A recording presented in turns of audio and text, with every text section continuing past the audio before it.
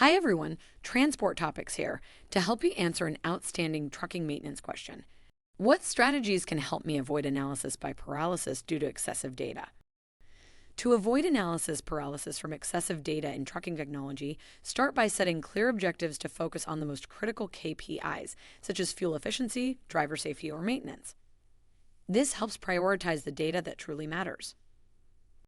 Next, prioritize data based on its relevance to your goals, and don't try to analyze everything.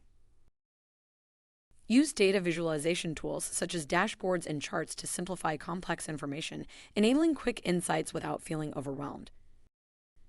Implement automated data analysis using AI or machine learning to process large volumes of data and highlight key trends or oddities. These technologies can provide real-time alerts based on your thresholds, reducing manual effort. Lastly, establish regular review cycles to assess data periodically rather than continuously. This creates a structured approach, ensuring you focus on actionable insights and avoid drowning in excessive information. By applying these strategies, you can streamline decision-making and boost operational efficiency. Don't forget to subscribe for more insight into data analysis in the trucking industry.